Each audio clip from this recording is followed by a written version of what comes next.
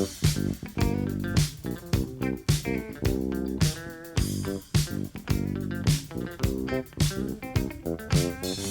cookies. I love cookies. I love cookies. I love cookies. Welcome to Cookies, the world's most influential basketball podcast. I am Ben Dietrich. Jordan Rodelli is on vacation, but Andrew Kuo just will not take a vacation. Andrew Kuo, how are you, buddy? Spectacular. It's just amazing. I just feel incredible. Woo! How you feeling, man? You are thriving. I'm living my best life, man. Eat, pray, love. Just go off, Short King. Everything's turning up Quo, man. It looks like we're gonna have some basketball. Looks like New York is crushing it. I don't know, whatever. Things are pretty good, man. Yeah, everything is Quoses. You know, they say you gotta stop and smell the Quoses. I've got some bad news. Oh, it would be the first bad news we've received all month. But Yeah, I'm sorry. And I apologize to everyone for this, including our Patreon subscribers, who we really appreciate because they get their episodes, first. I'm sitting here in a house that's littered with bisected furniture, bisected fruits, vegetables.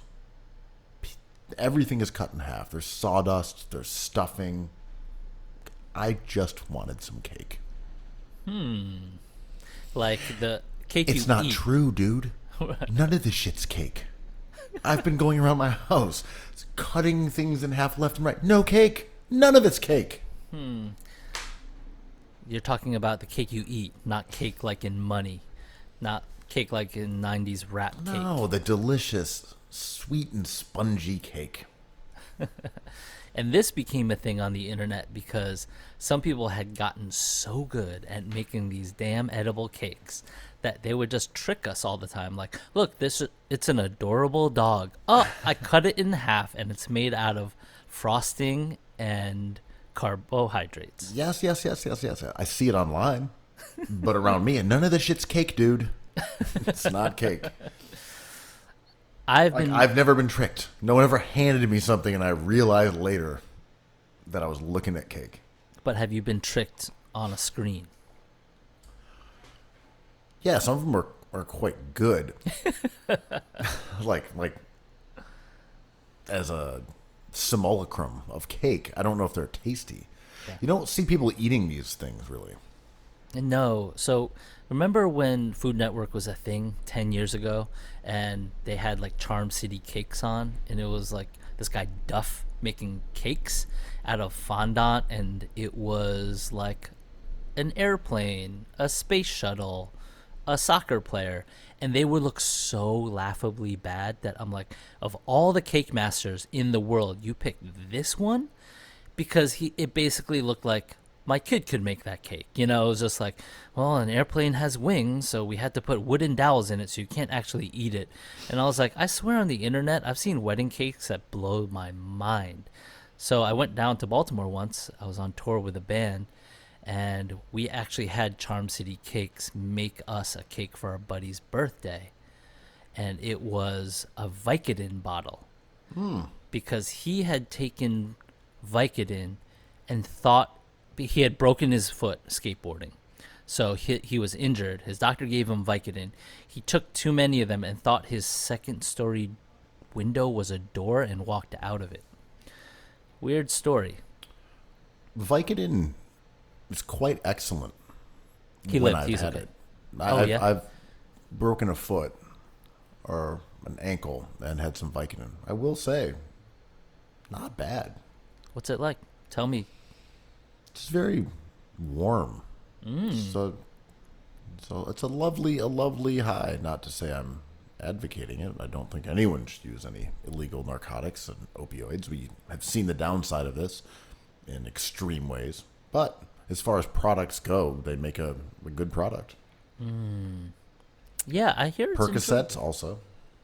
So my friend stepped out of his window. He was fine. He landed on his feet, but like shattered what was already, I believe, injured maybe, and went back into his house, but realized he didn't have his keys. So he had his roommate let him in and passed out and woke up to an entire room of torn up bread, which is like cake but no sugar. That's someone looking for cakes. He was tearing up bread loaves as if he was in a movie, a gangster movie, and they were looking for money in pillows, that kind of vibe. And I was like, where did the bread come from? He's like, I must have gone to the bodega and bought bread because there was no bread in the house. I'm like, this all happened and you don't remember? He's like, not quite. Have you ever gotten your chainsaw and started dismembering a body because you thought that body was cake? If I was an assassin and it was my job to hit, to slay somebody in the Lower East Side / East Village, I would also want to see if they were cake on the inside. So this gallows humor here. There's a really horrifying, but Terrifying. also, but terrifying, but intoxicating Yes. story here in New York about a kind of tech venture capitalist entrepreneur who has been described as the Elon Musk of the third world. I didn't come up with that. He also seems to be someone who kind of plays fast and loose. He's one of those guys who's bouncing around different companies, a lot of phraseology about market caps and millions of dollars here and there and investors and Your favorite kind of person, a middleman. the kind of shit I love. And they're all middlemen businesses. Ride sharing in India, I believe. Yes, exactly. And I think there was another one that's like ride sharing or something in Colombia. He is very much in that way, taking... Zombie formalist CEO. Yes. Boom. He's taking things that have proven to not exactly work in America, but make people rich and applying them in markets around the globe. It's the kind of thing happens when you travel and you're like walking around Buenos Aires and you're just like, I could use a burrito spot. Maybe I'll move down here and open up a burrito place. Yo, Time Out Market in Portugal, right? All those things. Tacos in France. In Paris? They don't have tacos. This is me 10 years ago. I love this stuff, though. I mean, there needs to be ride sharing in India, and there needs to be tacos everywhere. So anyway, this guy was up to those sorts of international shenanigans. Came home, lived on Houston Street in a high rise. Near Katz's Deli. Very Big near draw Katz's for Deli. NBA free agents. So he gets in his elevator that opens into his penthouse, loft, or whatever it is. But there was a guy in the elevator with him who had pretended to press another button, zapped him with a taser, killed him in some fashion.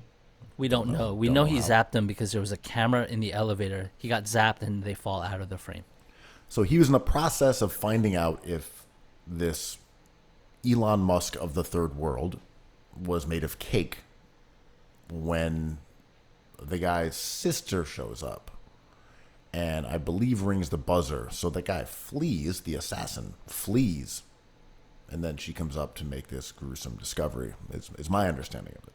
And a lot of time had passed, and this is a horrifying story, but he went to see if his arm was made out of cake, and it wasn't. And then his other arm, and it wasn't.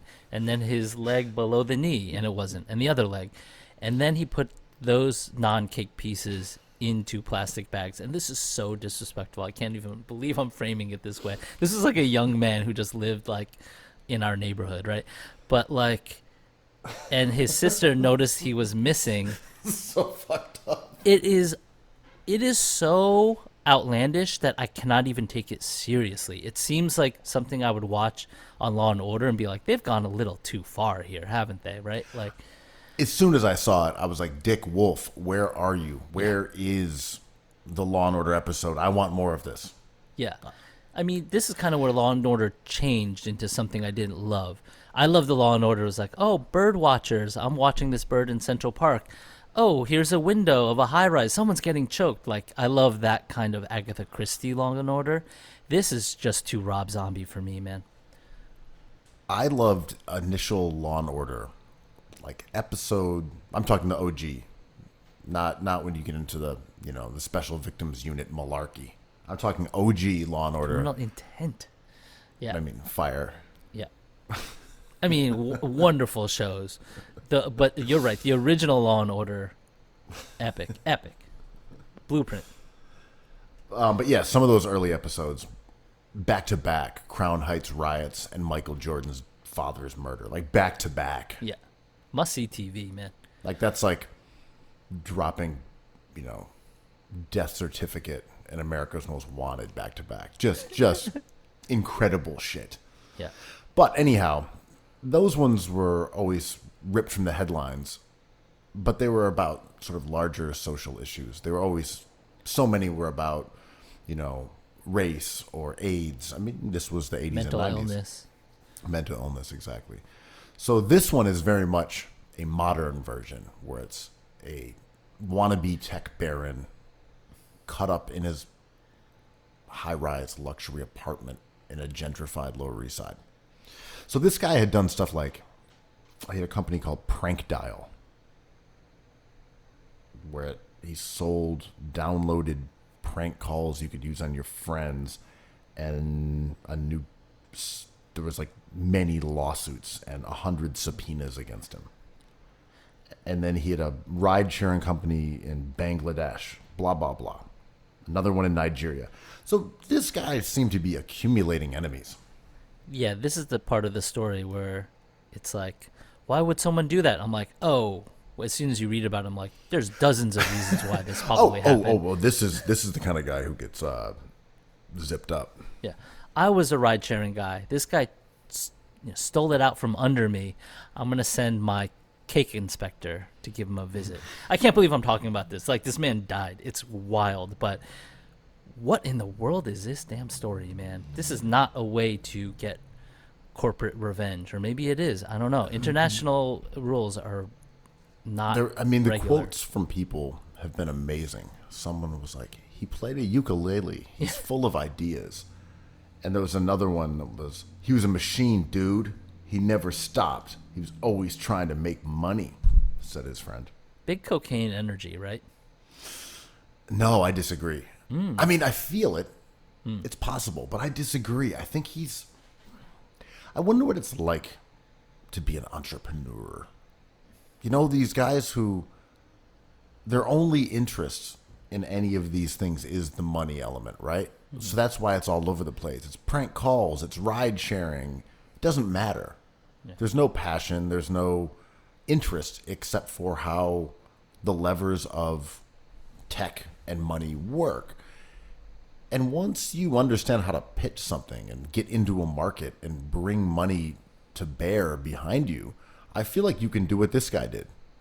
Oh, you just bounce around taking meetings. Oh, I got this guy on board. And I think that's more or less how Silicon Valley works. Yeah. The people who have their foot in the door are able to bounce around and move money, and eventually someone gets left holding the bag. But you just do this over and over and over, and everybody kind of gets rich along the way.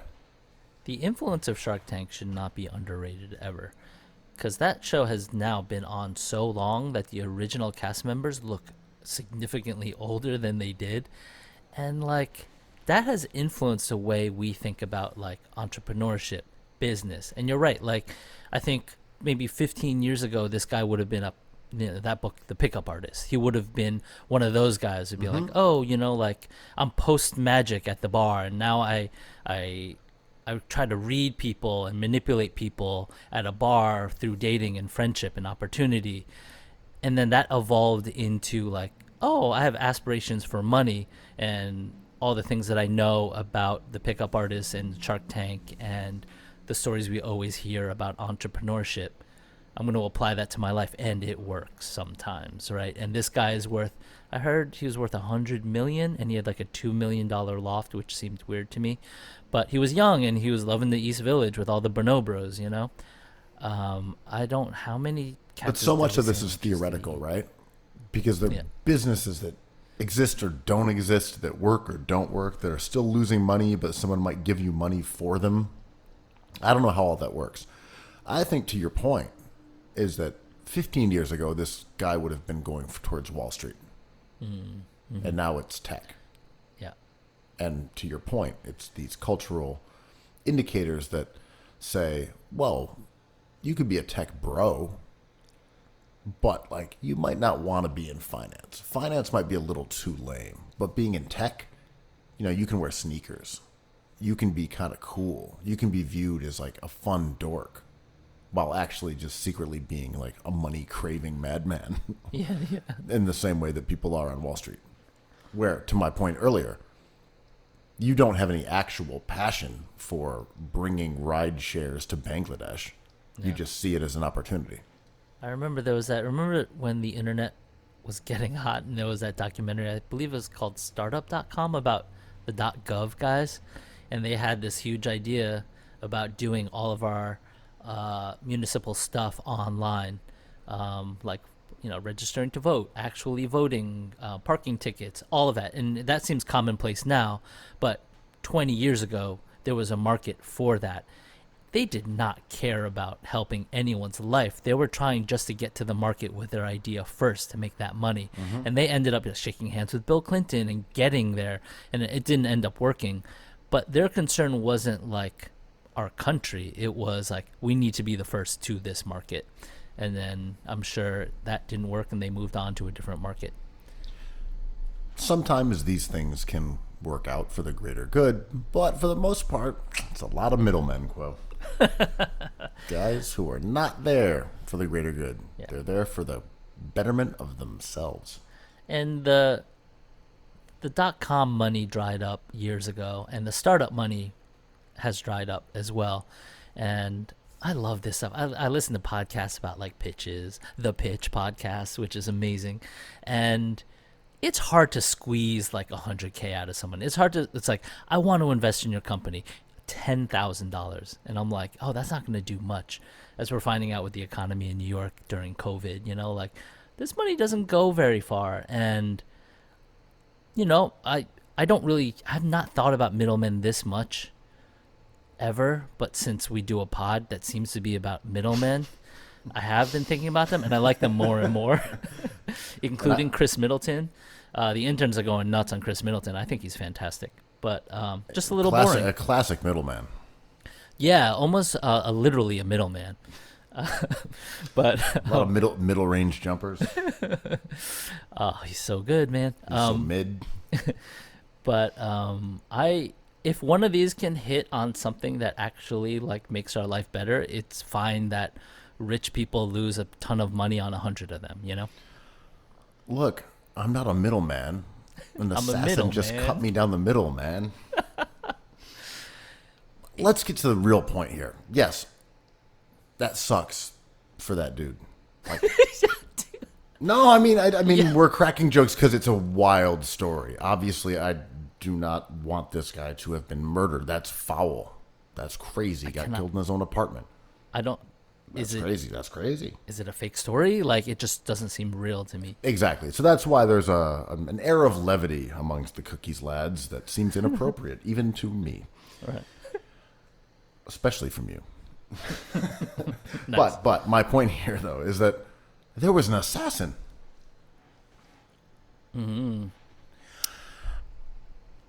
Go. There's a lot of murders and stuff. Yeah. People get killed every day. But by assassins? Like the guy was, quote, a professional? It was a, quote, hit? I am actively trying not to believe any conspiracy theories. As soon as I think it's a bit conspiratorial, I just stop thinking about it. Like, you know, America's controlled by 1%. I'm like, that seems possible, and it's not true. and I'm just like, is there a secret society of assassins that could dismember a body with little blood around? No, but yes. Like, does Mission Impossible exist? Are there secret missions if you choose to accept them? That's what's fascinating to me here. Because is this a goon who had a good plan? Mm-hmm. Or is he actually the guy who was dressed in all black who zapped the guy and was like bloodlessly carving him apart before he got interrupted and had an alternative exit planned out? Yeah, bounding down the stairwell. The scariest version of this story was Kim Jong-un's half-brother, right? He's in a airport, and two girls think they're playing a game show, and they murder him with a toxin. I thought that was like the most extreme Mission Impossible. Of course, you hear all this stuff in Russia. It's like, oh, someone got drunk and fell out of a window. 5 different people did that in the same week, you know. But when we found out about the North Korea thing, it wasn't as slick as it seemed to be at first. It was like they had convinced these two girls that they were playing a prank, and they played this prank, but it was with a deadly weapon. So I was like, right, I could put that together. I thought she was a ninja assassin, like a Tarantino ninja assassin, you know? And this guy, I don't know if we're ever going to find him, this East Village guy, but like person. But what if he's just like, oh, I'm an actual surgeon and I really hate him.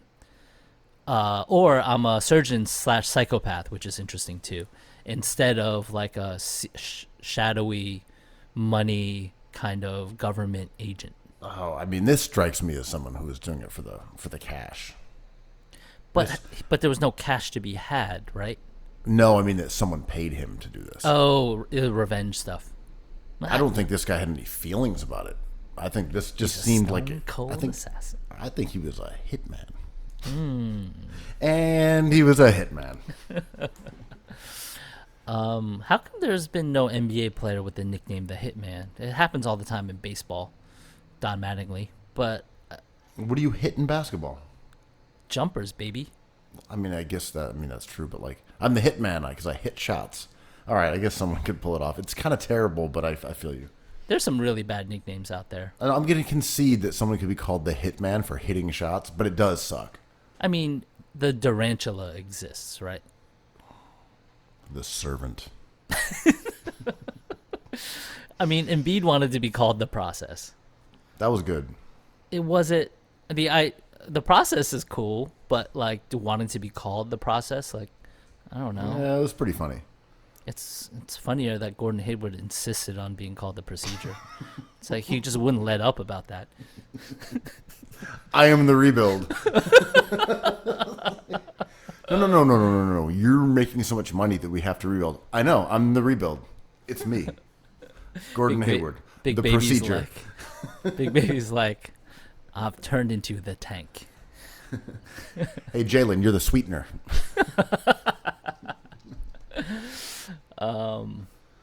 Yeah, anyway, man. Anyway, there's assassins among us. That's my takeaway. I mean, I don't even want there to be, because that is so scary to me. But I guess like there are no assassins. I don't find assassins scary at all. Yeah, there has to be a reason. I mean, well, they have to be hired. Right. Like, oh my God, there's assassins ever. I'm like, I feel very safe in an assassin neighborhood. I know, like in the movies. Well, I think of Jason Bourne first of all. The tiny green hand, the tiniest green assassin's hand. Don't see any of those assassins like hassling their neighbors. But, you know, he fights off other assassins that don't have his maybe ethical background. Oh, are you popping a seltzer? Not quite a seltzer. Oh, midnight cookies. Late night cookies, lads. Lukewarm Corona. You're going to assassinate that beer. You're going to slay that brew dog. Anyway, where were we? Oh, assassins. Anyway, they're among us. They're fine. That is a hell of a story, though. I want to keep on updating people about it. I'm sure it'll go viral, insanely viral. But Well, but before we do, I just want to apologize for Andrew's behavior on behalf of Cookies as an organization, as a Patreon account. Sorry about that. what for? Poking all the poking fun you did. Hey, man, you brought up the cake thing. So you walked so I can run. You walked to the cake so I could run all over it. Honestly, though, but R.I.P. to Fahim Saleh. Like, It's you know, I simply would not have gotten tasered and cut up. man, on your way to $100 million, what do you have to do? I don't know. I will never know. On a way to $100,000, what do you have to do? I'll never know. I mean, that's the wild part, right? It could be over 20K, or it could be over 40 million. There's a lot of suspects. I mean, a fake $20 bill, right? Like, how much? What's the penalty for that? Your Well, life? it has to be less than the cost of an assassin, but the caveat is it could be about principle. Oh Like, my God! This is about a $20 bill, but I'm willing to spend 20K on an assassin to prove a point. I was on the bus the other day. I take the bus almost every day, which is nice because there's not many people out. But the bus is a different vibe than the train. And I swore I was on the bus with like maybe 10 people and one person who was wearing scrubs on their way to, I think, Woodhull, was having a really heated conversation with what seemed to be a family member, and I loved it so much. It was the most New York discussion ever, because all we heard was that person screaming, "It is what it is. How you gonna disrespect me like that? It is what it is," over and over for 15 minutes, and we were like, "This is incredible. What was the disrespect? We'll never know." But she feels very disrespected, and it is what it is. There was an incredible New York conversation between Alan Dershowitz and Norman Finkelstein. Oh, D-Dog and Finkelstein. The Fink Dog. The Fink Man. It was recorded in a restaurant, I don't know, in Midtown, Upper East Side. I'm not sure exactly, but it was recorded, so there's not any video of it. Oh, there might be video of them walking over to the table. Anyway, there is audio.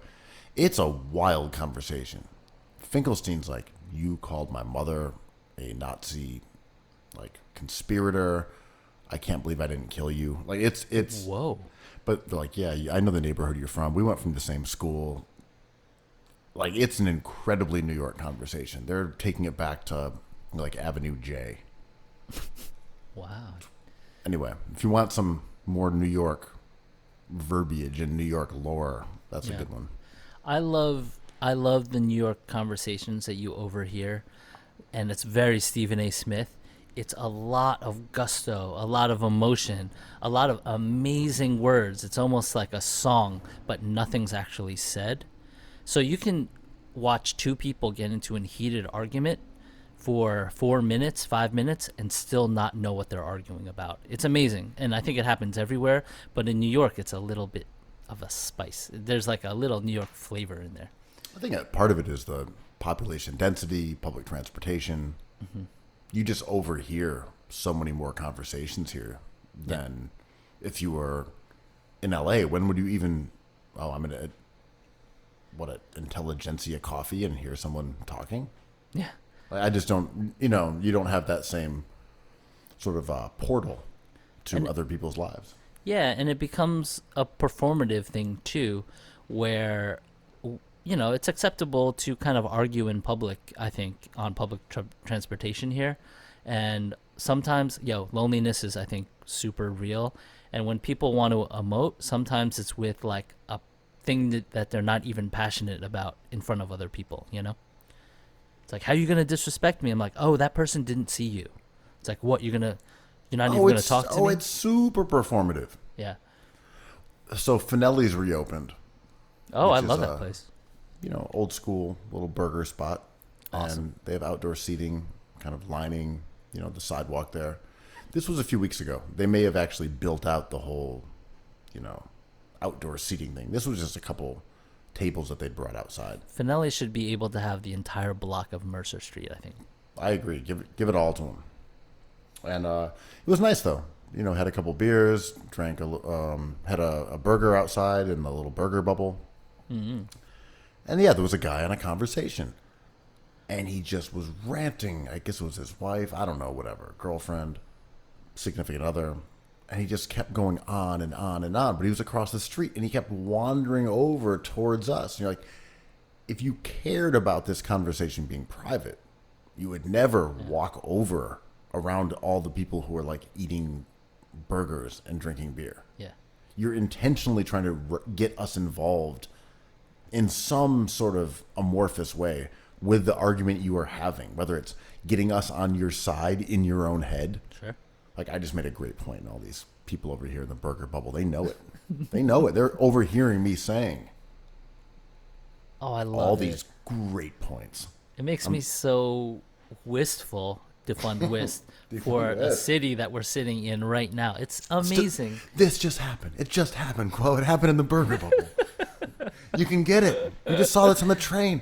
You can't take away the overheard conversations. We're still having them.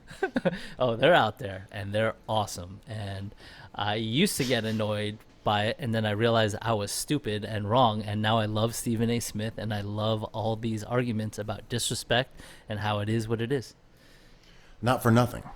Not for nothing. It is what it is. But when it creeps up on you, there's a way to diffuse it. For me, it's very about looking and being Asian. So they think I don't know how to speak English. So it's usually disarming enough when I speak just in my voice.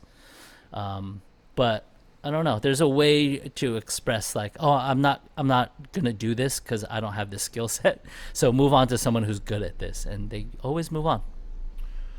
Everything is coming up Quo. Apparently.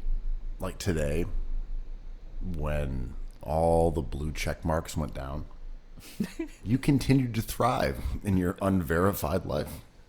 I will never be verified because I have taken someone else's name, one of my heroes. So literally, I cannot be verified. And then when I used to get into arguments on Twitter, people would be like, "You don't even have a blue check." I'm like, "Right, because like I am not me." I played in the NBA and I'm short. Right. It's like I literally cannot be verified because of that thing. But yeah, blue checks went down for what, 2 hours today? All you people in your ivory tower silenced. Finally, the people could speak. It was wild to watch the unwashed masses have the run of the place. It's much like, you know, in the COVID era when generous hotels, generous hotels would let homeless people stay in their luxury corridors. Mm-hmm. That was how I felt today. Or beloved friends of the pod and DJs. My beautiful Twitter. Silence. Just riffraff all over the place. Not a verified blue check in sight. Making a mockery of our what we built. And you would think it was Twitter just being ethical and silencing this foul 1% of our population, but it was a prank. It was a prank for people trying to make some money off of a Bitcoin scam, which is amazing. The Bitcoin scam was so unimpressive that people have decided that was a diversion. It was like proof of concept that they could do this. Like no one would have actually been able to hack into the accounts of all these incredibly powerful people and celebrities to try to make $60K. I saw at some point someone said it was confirmed that they had netted maybe $25K. I'm like, that's worth it, right? And I'm not even sure that's true. How would you know? But yo, Bitcoin lives, man. Bitcoin, we all thought it was a joke, and it's been years. And it's up and down, but it's still around, man. But so, right, the value of what they made off of their, it was a pretty thorough plan. They hacked into a ton of accounts. People caked up. also said they may not have been able to access like DMs and things like that, because that was the other theory, that the real value was in like direct messages and information and who was Elon talking to and what did he say and blackmailing, and people said that was the real actual value here. That was a real cake that you want to cut into. Exactly. But there's not any evidence they were able to get into that part of people's accounts, though. I don't really understand how any of this works. People were saying they used a glitch to post from those accounts versus being able to have full access. But I could be wrong. It can't be that hard to access Elon Musk's DMs, right? Like, I don't know how a lot of people do a lot of things, like chefs make French food or players dunk basketballs, but it can't be that difficult if you're a hacker to get into a Twitter account. The reason it doesn't happen is because of punishment, right? Well, my understanding is that they weren't actually in the accounts. They were able to post using like a glitch, a hole, or whatever in like the API coding from like the web-based browser. That was what everything I just said. I don't know what it means. And they disabled the blue check community just because they're ethical. They're like, we're the Robin Hoods of content. We're going to take from the rich your voices and give to the poor their own voices. What most people don't know is that there was a separate blue check Twitter that we were able to access. So we were all on there talking about you guys. Is it like Raya, but about how Trump is so stupid? Well, it's pronounced Raya. I don't know. I've never had a dating app in my phone. But no, it was more like that movie with Matt Damon where the Rounders? wealthy people were able to, I think, wealthy people used spacecraft to leave Earth. Yeah, Rounders. Right. Rounders. Yeah, where Edward Norton was a neo-Nazi, right? That movie. Yeah, that's the one. So yeah, Eddie Furlong. the blue check Twitter community were able to leave Earth, kind of ascend to a higher plane while you wallowed in your own filth. But then you guys came back to be our leader. This is Scientology. You came back to be our leaders again. Well, you realized that without us, who would you yell at? Who would you COVID shame? This really sucks because it was like a flash sale that I missed. I was not on Twitter, and then I logged on and I found out blue check Twitter had been relegated, and I was not there to enjoy the rewards of that. You know, I didn't even try to post. I just believed what people said. But I didn't really have any posting to do anyway. People said, oh, if you're a blue check, you can't post. And I was like, all right, I believe you, sure. Was it a conspiracy to silence like your Nick Cannon takes or takes about like the burger bubble? Was it the tiny green hand? Was this all about maybe... The green check marks got canceled as well. Yeah, there was no Tatum polls for like 2 hours, which is weird. Jason Tatum was a bit like Michael J. Fox in, Back to the Future, where he starts sort of disappearing. And he turns into a wolf because of puberty and dunks a basketball. But then realizes it's not ethical unless he does it without his furry persona. I'm more thinking that he just slowly started disappearing without the BMM there to like make him exist. Yeah, well, thankfully we have more Jason Tatum polls on Twitter to vote on every hour, so we're back. I think we've been too hard on him. I'll be honest. He could be a max player like Tobias Harris if he continues to improve along the arc that he has been following for the first 3 years of his career. He's so Tobias-esque. If he wants it enough, he can bounce around from team to team, maybe the same team twice, and end up in this beautiful city and get maxed out like your man, Agent Neutral? Agent Net Zero? Ethical King. I thought you were going with Agent Net Zero, and it didn't work out. It didn't quite work out. That's a great nickname. I mean, I think Tobias Harris suffers from something I suffer from called RFD, round face disease. No one takes him seriously. He is as good as Jason Tatum, maybe even better. Makes that money, makes that superstar money, but that face, it's very Charlie Brown-esque. There is no way that if Tobias Harris was on the Celtics, he would not have made the All-Star team this year because there would have been a full court press, pardon the basketball analog, to make him an All-Star. Yeah. No question in my mind. Yeah. What is the worst player you can think of that would make the All-Star team if they were just a Celtic, outside of, obviously, our hero Jason Tatum? Tobias Harris, too. I think it's probably Tobias Harris. I mean, yeah, he's He's not bad. He's not good. Not bad. He's fine. it's like as soon as he does something good, he does something not so great, he kind of levels off at like 0, kind of. It's very reassuring. Yeah, he's like a warm hug, like a pill you swallow when you break a small bone in your foot. Vicodin. Yeah, I was trying to think of it. I was like, is it a Quaalude? I don't Well, know. we live in this crazy, mixed-up world that's so full of uncertainty. And to have someone like Tobias Harris there, he's so grounding. He is consistent in his neutrality. It's Yeah. always there. Good old dependable Agent Net Zero. We're in a simulation where it's time to fucking blow the cartridge, restart it. Not old Tobias. He's steady.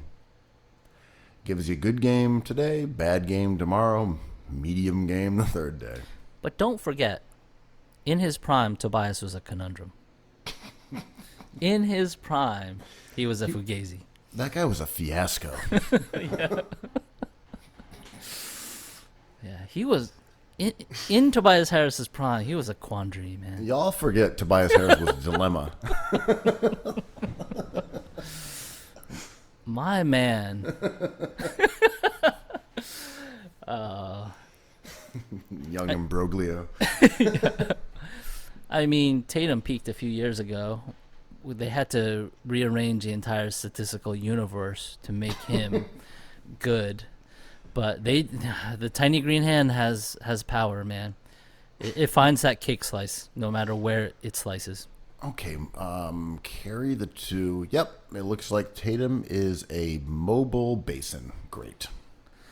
Devalue defensive rebounds. So there was a Twitter poll. It was like Trae Young, Luka Doncic, Jason Tatum, start, bench, cut. This is easy, right? Luka's the best player there. Trae Young is the second best player there, and Jason Tatum is maybe a great six man. Look, he's a quality young journeyman. Yeah, if He's going to have a long career bouncing around in the NBA if he develops a few more skills. and if he gets to be in the league long enough, he can like have his own rookie to haze, like Matisse Thybulle, about biscuits and food, and maybe befriend a giant, sort of like George Murison or Boban Marjanovic. There's a bright future for Jason Tatum. He's going to have to go to maybe 6 teams in his first 7 years. He's got to make a stop in Detroit, unfortunately. Rite of passage. He's got to hit that Scott Skiles territory a couple times. But then, behold, ethical king. You got to get traded for Redick at least once. Yo, where the Sixers fans who claimed JJ Redick was secretly their best player or their most important player? My bad. Like, you don't hear much of that anymore. I mean, I will say, having a guy who really wants to take 3-pointers is pretty crucial. Mm-hmm. They don't have any of those guys. Redick was that one. Yeah. We've talked about this in previous episodes, but when you go back and you look at those contested shots, like Redick gets threes off no matter what. He will not settle for not taking threes. If he's It's not like shooting really- a three, he's not doing his job. He'll take some long twos, but like he makes sure to get threes off. And that's the problem with the Sixers right now. And maybe it's time to talk about some hoops instead of, Well, cutting people up to see if they're cake. well, before we get to that, I've been a YouTube fiend during this COVID break. Oh, I'm sorry. I jumped the gun. But it's about JJ Redick. I watched his Architectural Digest home show about his apartment in Dumbo. The dude is exactly who you think he is. Gold toilet. He has a cage for people. No, he doesn't have that in his living room. But he has like a bar. It's very old timey. It sounds like he's trying to tell us he loves Frank Sinatra, but doesn't want to come out and say it because he knows it isn't cool. Very, very bonobro. I don't know. Is he Check it out. bonobro? Oh, he's a bonobro. He's a little more complex, I think, because I've seen some of his recent tweets, and he's fairly woke. Oh, that would not make him a bonobro. No, he's pretty woke, more so than I would have initially believed. But Can you give us an example? it was just stuff about like BLM, like contemporary politics. I was like, oh, okay, all right, he's making good points. Not to be weird, but this is the dumbest thing. I say stupid things all the time. You know this. Signing with anyone who has listened to Cookies for 5-10 minutes. Standing with BLM is the easiest fucking thing to do. That I give no one credit for that because that should just be a thing. Like Caruso being like, "Well, I wanted Black Lives Matter on my jersey because I wanted people to know coming from me it was important to me." I'm like, "That's great. That's ethical. Of course it is." This is all stuff that I just assume from people in our world. Anyway, okay, I'm done. I'm done with that. I would agree with that totally. That didn't work out for the Knicks. They were just unable to make that even minor concession to, I don't know, human rights. The problem is you're talking about the NBA bubble. In the relegation bubble, all they see is darkness and candles. The thing is, Reddick probably would have been a bonobro, except for the fact that he works in a job where he's surrounded by young black guys. Mm-hmm. And you have more access to them as people and what they think and what they say and who they are. There is, segregation in terms of where people live in most cities in America, but also who they interact with. And, the videos that Allison Roman was on, and who else went on there that was Caroline Calloway by the comedian. I forget her name. I'm just spacing on it. Zadeh? Is that her name? I don't know. Anyway, the woman who does the videos that are done on Instagram Live, I believe, and she always asks people like, how many black friends do you have? And things like that. Like JJ Redick has a lot because that's where he works. So it makes sense that guys like JJ Redick or Stan Van Gundy, who's now on Twitter, Oh, we stand for that. are guy. definitely different than the average white guy. Yes. I always felt like, how some countries, like South Korea, they make you serve in the military, Israel. I always felt like America should pay people to leave the country or take a trip somewhere. It's like, oh, what'd you do between high school and college? What trip did you take? Because you're forced to leave the country at one point. Because, there's proof that, people who think a certain way, and this had to do with, I think I'm bringing up the example of, canvassing for a presidential candidate. And some people were like, well, I would, I don't believe in gay marriage. And then someone who's gay goes to their house and be like, well, then you don't believe in me. And the people change their minds. And that's a really powerful thing, but also really gives strength to the idea of what you're talking about. Like, you may believe something, but if you put yourself in a different context, there's no way to find out unless you're in a different world, right? Absolutely. I mean, I think one of the things that statistically makes people less conservative is growing up around other kinds of people. Growing up in a diverse neighborhood makes you less likely to be bigoted, which makes sense. Yeah, totally. You're not cloistered around people who are all like yourself. You don't view others as outsiders. You view yourself as inherently similar to the kids you grow up with. Yeah. I mean, you can only guess what foods taste like, and then when you have them, all that guessing goes out the window, right? Like you have to reset a little bit. And I don't know, I feel really grateful for being in New York, man, because like, you know, like Kinfolk just closed down, and I think of all of our friends that we met in nightlife, and they were like across the board, you know, and it was an awesome world. I'm very grateful for it. Yeah, so Kinfolk is a venue in Williamsburg, kind of almost near Greenpoint, but it's an area that has exploded in popularity as a sort of nightlife epicenter with hotels, Brooklyn Bowl. I mean, it is a throbbing neighborhood on, like, say, a nice summer evening. Yeah, there's like hot dog stands and people spilling out. It's a whole thing. Yeah, and it's the only neighborhood in Brooklyn, I would say, that's kind of like that. And Kinfolk was kind enough to host Cookies Hoops for one of our sample sales. And, you know, we've always been friends with a ton of people there, and they've come on the show. And even if you were unaware of Kinfolk, you know Nikki, and you know Felipe, and you know Jesse. They've all been on Cookies for going back several years. And our buddy Sam. So they are a casualty of COVID-19 in the way that so many nightlife venues seemingly will be. And I gotta say, I'm equally surprised and not surprised, if that boring ass statement makes sense. I get Because, yeah, everywhere is deeply, deeply jeopardized. If you're a nightlife venue and you can't figure out how to make this work, and you're in New York City and you're paying rent, you're in trouble. But I also just figured they'd be one of the ones to make it out.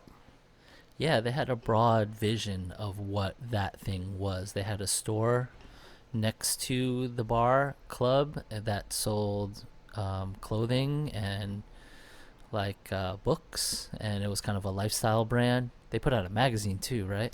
Magazine was different, weirdly. Wasn't them. It wasn't them. Yeah.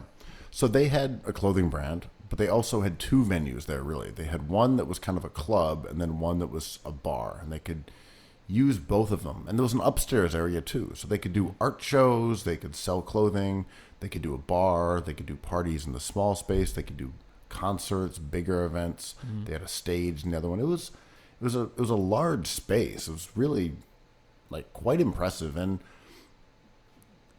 the most important thing about Kinfolk was that in Brooklyn, and if we're going to include like North Brooklyn with downtown New York in some way, because they're kind of similar, it was one of the few places that really was both popular with black people and was open to black music and black culture in a way that a lot of venues shy away from.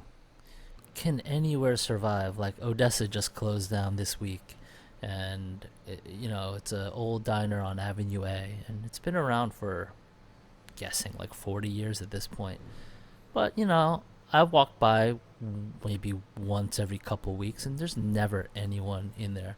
So it closed down, and people were like, the people from Odessa said that it was because of COVID, and they had taken so much of a hit with their foot traffic that it was unsustainable, and they didn't have enough to keep going past this through 2022, and a lot of the talkback was like, it's finally time to move out of New York. And I'm like, about Odessa? Like, when's the last time you went there? Yeah, like, I mean, things are symbols, and we talked about this with diners in general. Like, there's no more diners. I'm like, yeah, because there's better stuff now. But seeing something like Kinfolk go was kind of disappointing because it felt relevant still, right? Kinfolk was packed on Wednesday, Thursday, Friday, Saturday, whatever nights it was. I don't even know that it could stay open till 4, like legally. I could be wrong. But it was packed. There'd be a line down the block. Kinfolk was, at least from my outsider perspective, a successful nightlife establishment. Odessa, like, I don't know who went there.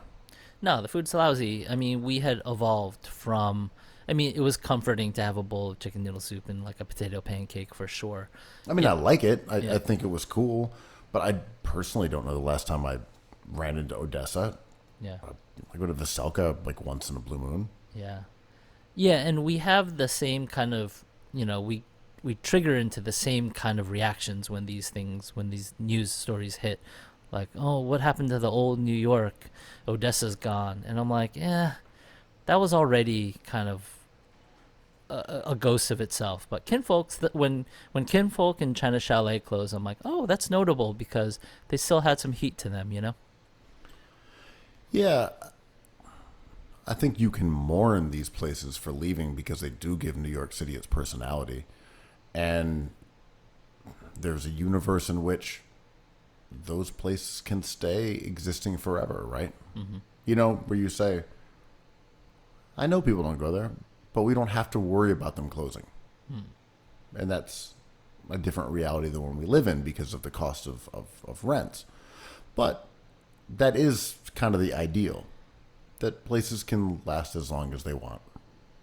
Yeah. And I don't think that's necessarily ever been the case, but it is surely less the case now than it has been in the past as well. And that even, when you merge COVID with the rent prices that people were paying, it's going to be apocalyptic for restaurants and nightlife unless the city jumps in and helps people. And that's the right word, apocalyptic, because we found out in the last few days after seeing restaurants open outside for a couple weeks, the obvious is true. When it rains, they can't make money. And it rains a lot in the summer in New York. So when the weather shifts and there's an apocalyptic downpour, there's no money being made. So their small margins get even smaller, and they're like, what are we doing? Like, we spent all this money creating these safe, cool environments outside, but there's this thing called rain. I always think of DirecTV. It's like, oh yeah, it's like a signal from a satellite. It's like, what happens if it's cloudy? It's like, oh yeah, you can't get the signal. And it's the first week we went into this quarantine or this COVID kind of stay-at-home era. We were talking about this on Cookies, like, this has to be a legislative issue in order to bring us out of it.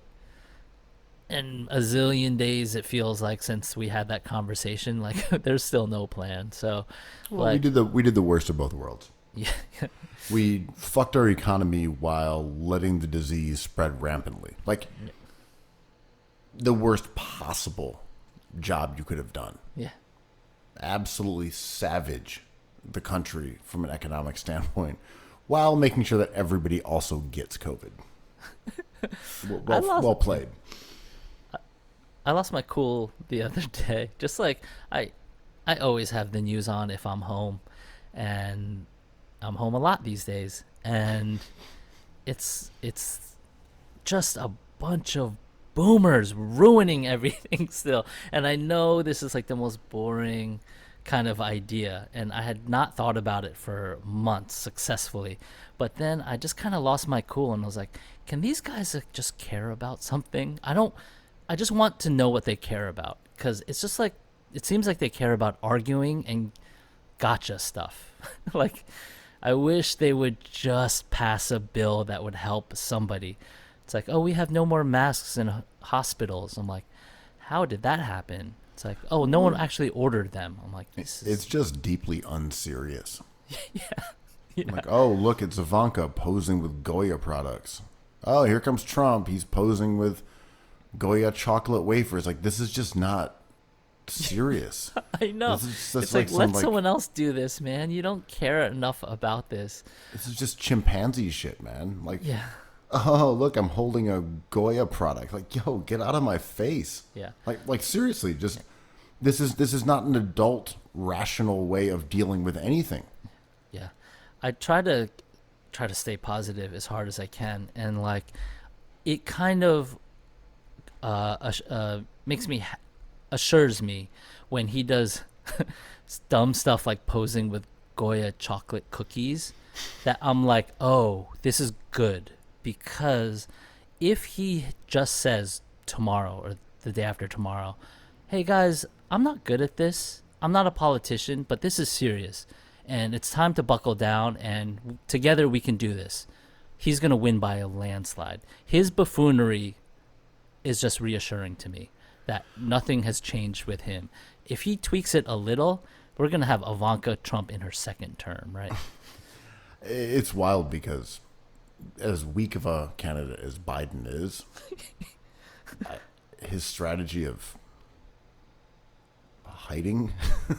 I love it. There's nothing to attack. There's just oh no, I no, love it's it. great. It's great. It's great. Yeah, it's great. Yeah, He doesn't do anything. Yeah. And Trump's like, if the left has its way, like Joe Biden. I was like, what? Joe Biden. Yeah, Joe Biden. He's the Antifa king. Like, he's pump faking because there's no shot clock.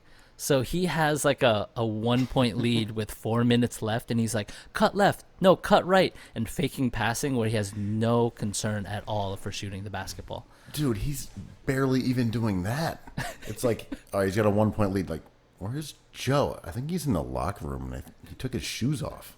His speech yesterday, I watched the whole thing, and it was tight. It was tight. He had his salmon, he had his omega-3s, he had his egg yolks. Maybe he had like 9.5 hours of sleep, and he was on point. I enjoyed it. Yeah, you can get Biden at a functional level for like a couple hours. Yeah, I think he's got to be like highly caffeinated, a cup of Joe. nice cup of mud. Yeah. You know, keep him off the Vikes and the perks. Yeah, you don't want him to like de-evolve into malarkey territory, where he's like he's in the cipher. You don't want that cup of Joe cipher smoke. No. You want him peaking. Yeah, yeah, Yeah, once he hits that downslide, it gets grim really quick. yeah, exactly. Motor functions compromised. Can you blame him? He's like 140 years old. Can we get some leaders that aren't Dracula's age? Like, that would be cool. Oh, absolutely not. No. The boomers are gonna hold us down for. I can't believe this is still happening. I can't believe it's. This is what I mean. I lost my cool a little bit. I'm like, what's happening? Can we just get someone with an idea? Is that the boomers' paradox? It's very much the boomer's paradox. They stay in charge and yet have no ideas. I mean, you introduce something that has nothing to do with politics or ageism or bias. It's just like a virus that jumps from host to host, and boomers are just like, you can't take my guns away. I'm like, oh, we're talking about monuments, statues? Okay. The flag now. Okay, got this. Okay, dying because of a mask. I'm just like, and like, I was thinking today on Twitter, like, the attack on Fauci's funny because he is saying like the most beige Tobias Harris stuff ever. He's basically saying, is like, guys, ice cream is good, but if you don't wake up and you're still asleep, you can't have ice cream. And waking up is hard. No one likes to wake up, but you have to do it if you want to eat ice cream. I'm like, yeah, you can't really fuck with that logic. Yet we do. All day long. I was driving around upstate over the last few days, and I gotta say, when you pull into the rest stops like Circle K, like half the people are not wearing masks. Oh, dude. Yeah. In New York City, if you go into a establishment, supermarket, bodega, It's not bad. most people are wearing masks. Yeah, like it's not bad. overwhelming majority. But up there, I'm talking like, couple hours upstate? Definitely not.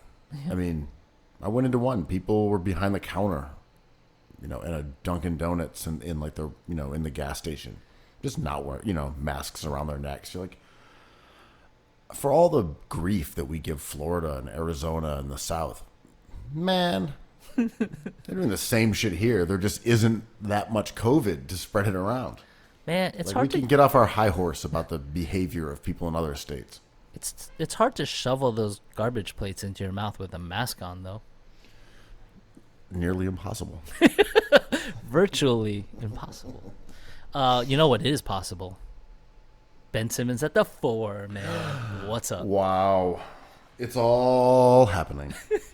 Amazing. Go off, King. This is your moment. So, yeah, nothing really changes. Got some shake in there.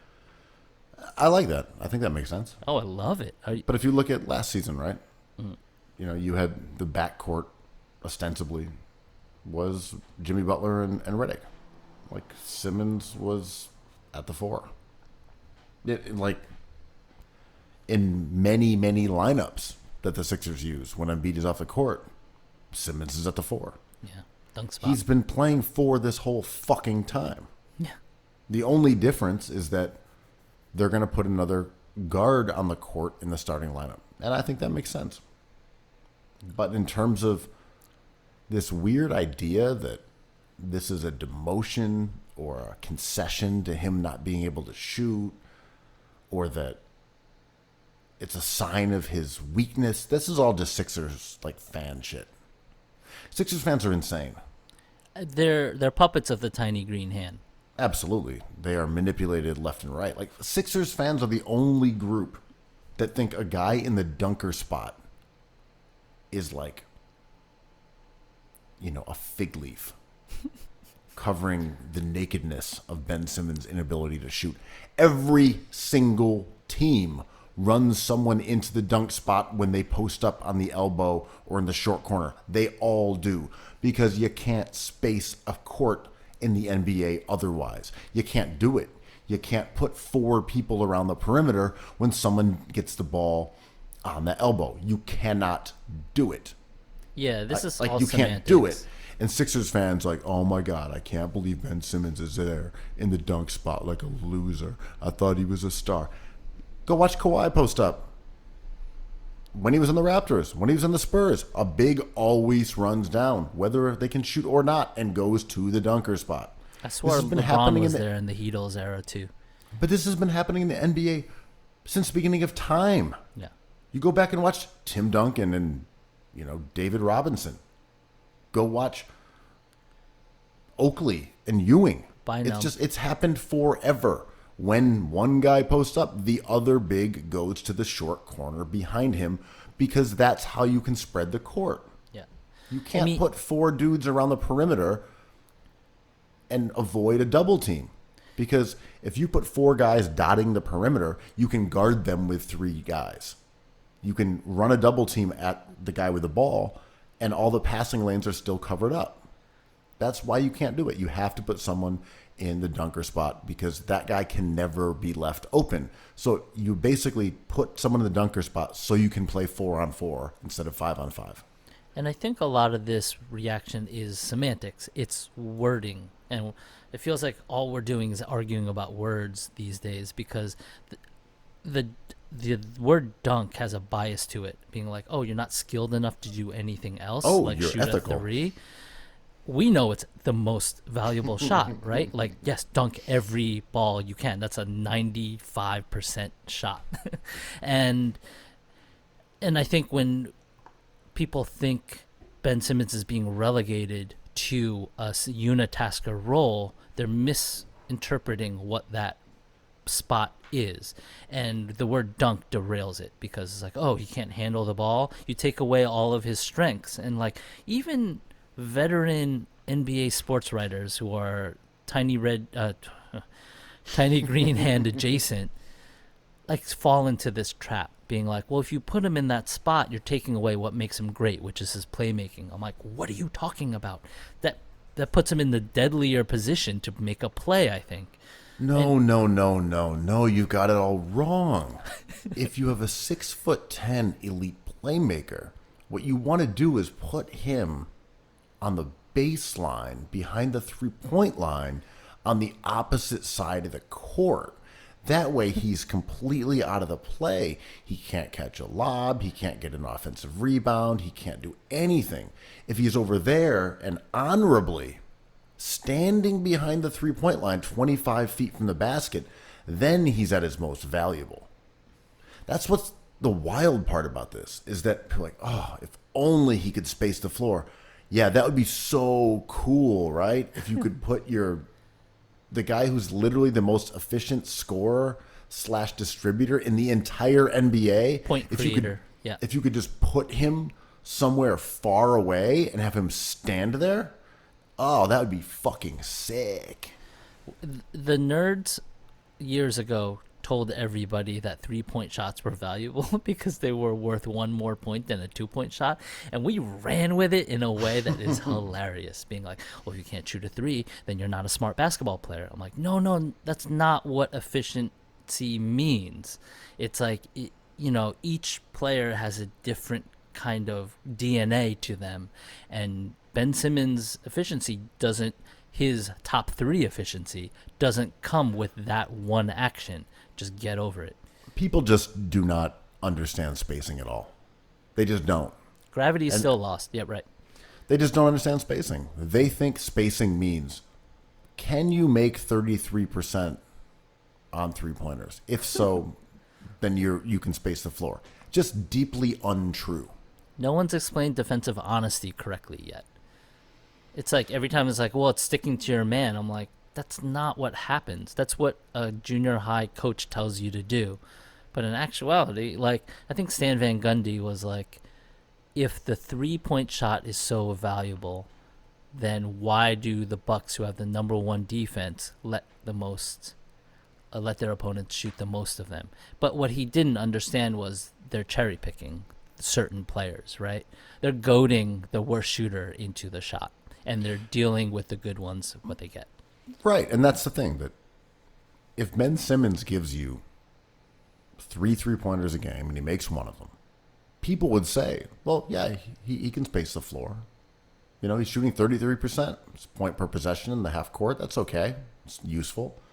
It also means that on every single possession when he's not taking a 3, his guy is in the lane. His guy is double teaming. His guy is creating havoc for the rest of his teammates. Unless you can shoot 3s at a high volume, at a high clip, you have no gravity. It's just that simple. Jeremy Grant can shoot like 40%, but he doesn't take that many 3s. He can punish you for leaving him, but he doesn't create spacing. Giannis doesn't punish you, and he doesn't create spacing. And he takes 5 a game. Those are trash possessions. And it makes no sense whatsoever. Right. It makes no sense whatsoever that Giannis takes 5 a game. Yes. None. Right. A completely selfish exercise. Just a masturbatory, look at me. I'm trying to improve. Absolute trash. By the way, Giannis is shooting worse in 2020 than he did as a rookie from 3 and the foul line. Why do you hate the can't Bucks shoot so much? Oh, they're just so whack. They are. They're so whack. I love that team, man. They're fun. You've always been a Wesley Matthews and George Hill guy, though. I don't hate those guys at all, but hate 'em. I really love the Lopi. I love this team. They're so weird and ham-fisted and good.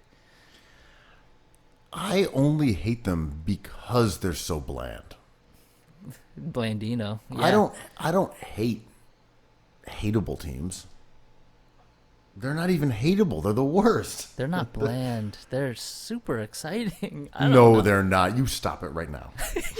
I don't Don't know. you- They're funny. I mean, it's like They're listening. they're absolutely not exciting. They are so unexciting. They are really smart. They play an incredibly effective. Sounds exciting. No, it's not. That's I know. Exactly This is what I'm we're getting at. rehashing old stuff.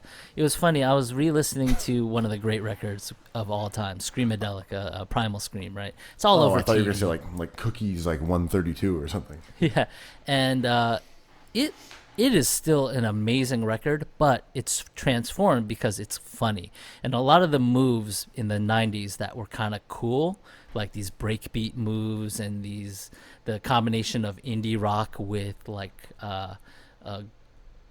break beats, rap beats, all that stuff was cool at the time, but now is funny. It transformed into like a joke, but it's a wonderful joke, and that album is somehow even better now, all these years later.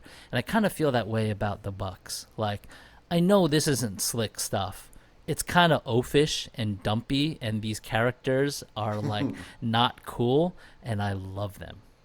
I respect that. I don't have any problem with people liking the Bucks. I'm saying, to me, they're like brutish methods, and They're brutalist. straight up like dork ball, Yeah.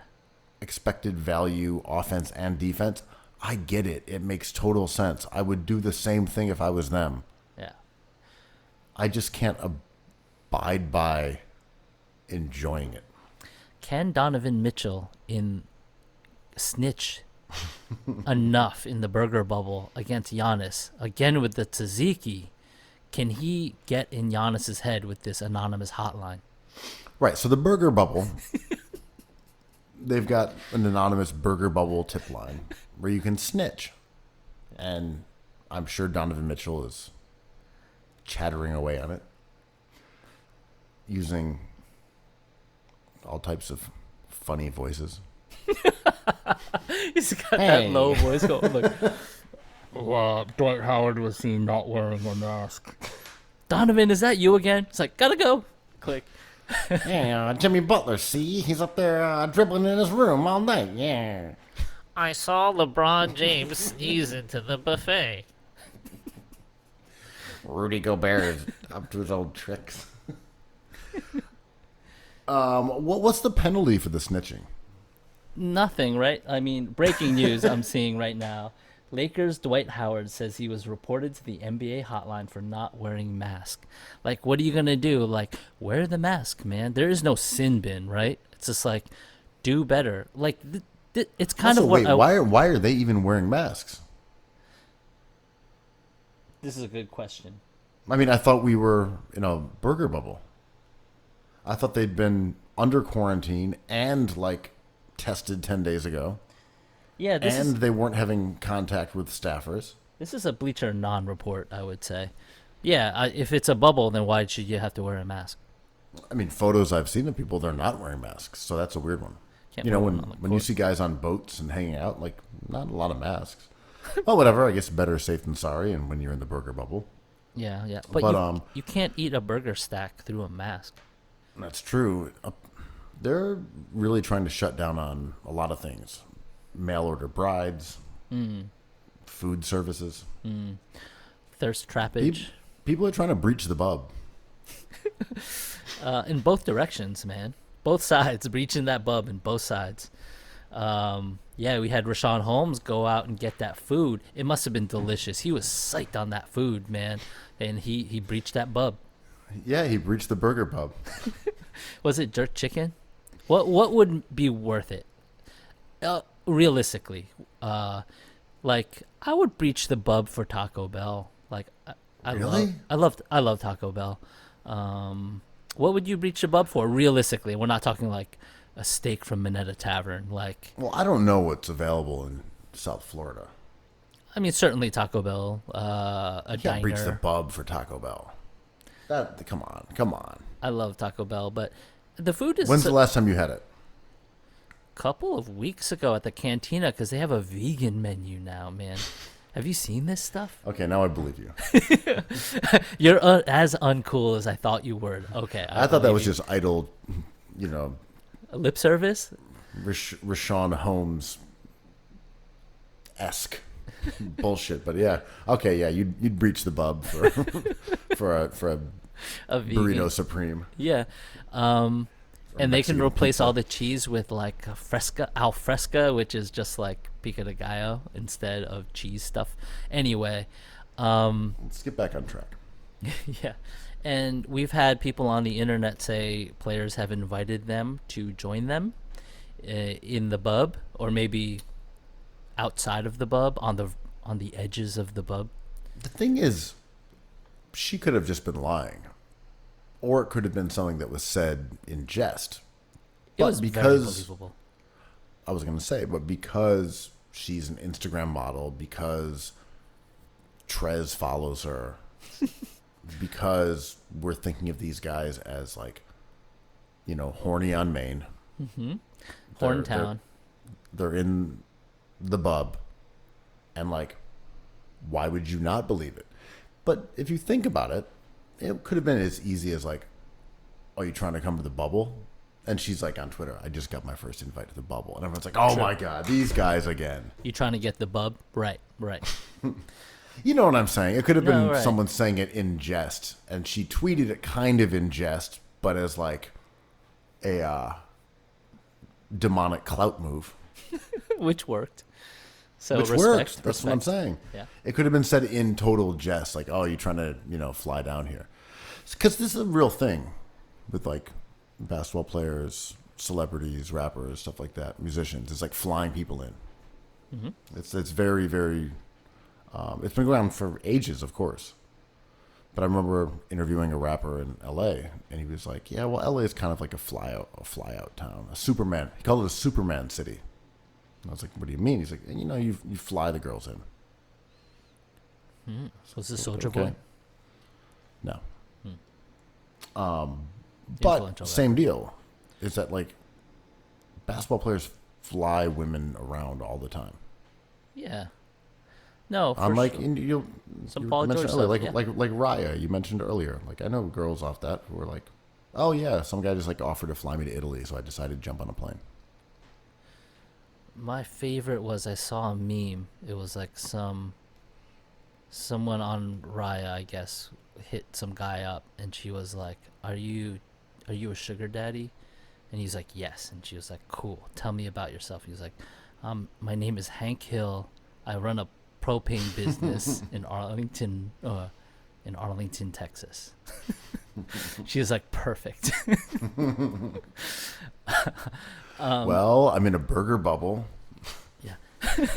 I don't have play access to center Taco Bell. for the Sacramento Kings. I was part of the process years ago. You may know me.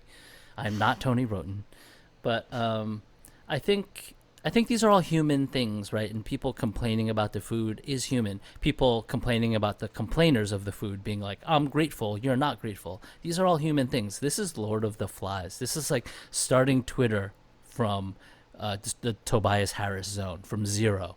And how we behave on Twitter is how they're behaving now, being like, "Complain, you're a complainer, I'm grateful. No, I'm more grateful, but let's get real." Like these are all machinations of like a Lord of the Flies scenario, and someone's going to break their glasses. Can you actually sneak someone to the bubble? I'm not sure. There has to be roundabout bubble sneakage, right? There has to be a bub underground, a bub subculture where it's just like, hey, I want to sneak someone in and get Taco Bell. It's like, you need to talk to Rashawn. This is like rebuilding a society, right? Yeah, we got to get some bubble snitches. We're working on it. One of our good buddies is rumored. Shh. I'm not going to snitch on him. Okay, I've said too much. You said too much. Fair enough. We're going to try to give you some bubble news. We'll have some bubble takes for sure. That bubble tea, as someone appropriately called it on Twitter. That's not funny. Appropriation. That's right. Was that person Asian? This bub is gonna happen, and I didn't think it would. And even Russell Westbrook getting sick is not gonna stop this freight train of a bub. So okay, let's see this. Like, I hope no one gets really sick, and I hope these guys play some games. And Rajon Rondo gets hurt, and he's out for 6 to 8 weeks. And the bub is even longer than 6 to 8 weeks, so he can return for the finals, which is wild. I wanted to make one point about the backlash against NBA players who gave some sort of light gripes about where they were staying and Like Rondo? the food in the pub, like Rondo. There was a few other people who said stuff about their meals and things like that. You know, there was backlash because, for understandable reasons, people are broke, people are eating crap.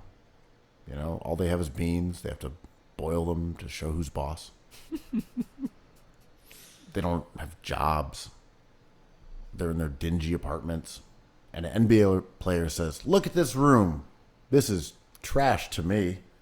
This food, ugh, I can eat it. It's swill."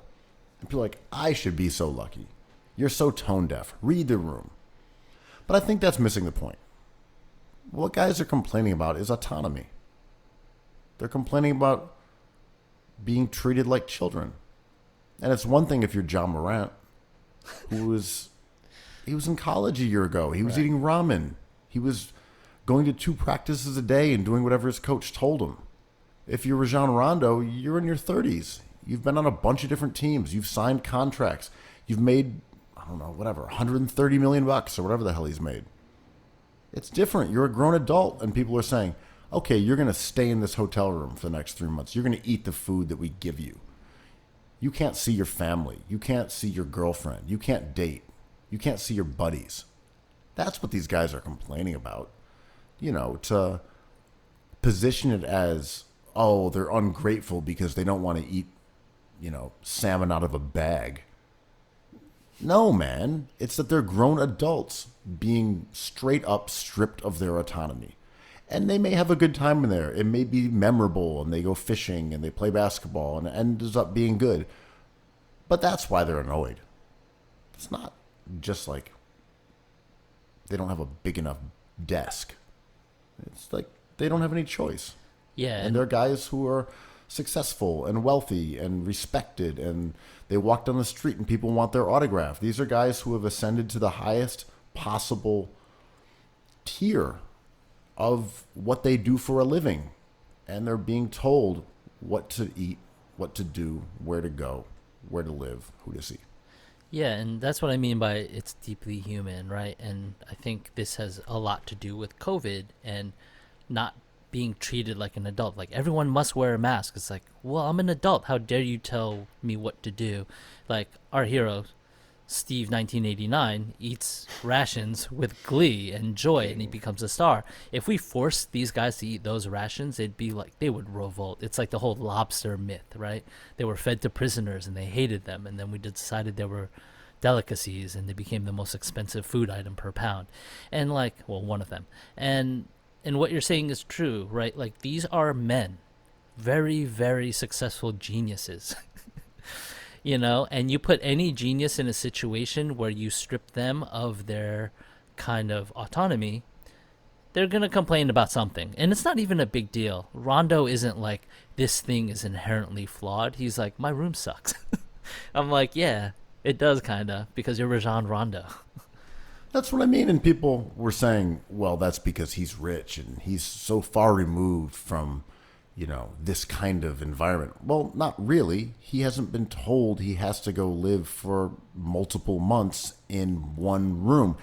And also, to be clear, I'm not a hotel snob. That's not a great room. Yeah, Sorry. it wasn't awesome. It was Sorry. People are like, I'd die to live in that room. Like, really? Yeah. Did you look at it? Yeah. Because that looks like a run-of-the-mill, average-ass, larger room that you get in places like Oklahoma City. Yeah. You know, Right. America's weird, man. That's what America looks like. You know, in New York City, rooms are smaller. They might be a little more chic. You know, if you're in like the Bowery Hotel or the Standard, those rooms are small. Must you know, be they're nice. They're nice, but they're small. Yeah. So by the standards of space, the room that Rondo was in was Luxurious. Luxurious. But that's what it looks like in a DoubleTree in Austin. Yeah. I mean, that's what they look like. Yeah. It's a bullshit hotel room that probably costs $130 a night in any mid-sized city. So Rondo being like, this sucks. It's not some haughty shit, man. It was a mediocre room that a guy who's worth millions and millions of dollars and has won titles and is like a borderline Hall of Fame player is being told that he needs. in his own mind, that he needs to be in for 3 months. Like, Yeah. that's what I mean. It's autonomy. Yeah. And we got on Team USA for renting out a yacht or using a yacht instead of staying in the players' village during the Olympics. But like, what we were talking about wasn't the thing, and this is what's frustrating. We're not talking about masks. We're not talking about like the right to choose. We're talking about like being right and being wrong in your eyes. You know, like I don't think anyone really cares about how this room looks or if Team USA stays in a yacht. What we're talking about is the wealth gap. Being like, I feel like I don't even understand this world that these guys, it's not even good enough for them. And like, that's understandable too, right? Being like, the Olympic Village is cool. You're around athletes. And they're like, no, I'm Kevin Durant. Like, I stay on a yacht, a luxury yacht. And I get that, you know? And the people reacting to it, the people reacting to Rondo are talking about the most important issue of our lifetime, which is inequity, right? And ways to express that is easy because we've used athletes as punching bags forever. They're meat shields for other ideas. And Rajon Rondo is innocent here, but he becomes the villain because of tradition. Yeah, and I am totally sympathetic with why people responded negatively to those kind of statements and those kind of complaints from athletes. I get it. It makes all the sense in the world. I understand. I'm just trying to point out what this is actually about. And it's about power. Where are the owners? Where is Adam Silver? They're the ones who are not in the bubble. Undercover boss, you never know. That fake mustache, man. That's Sil Doggy.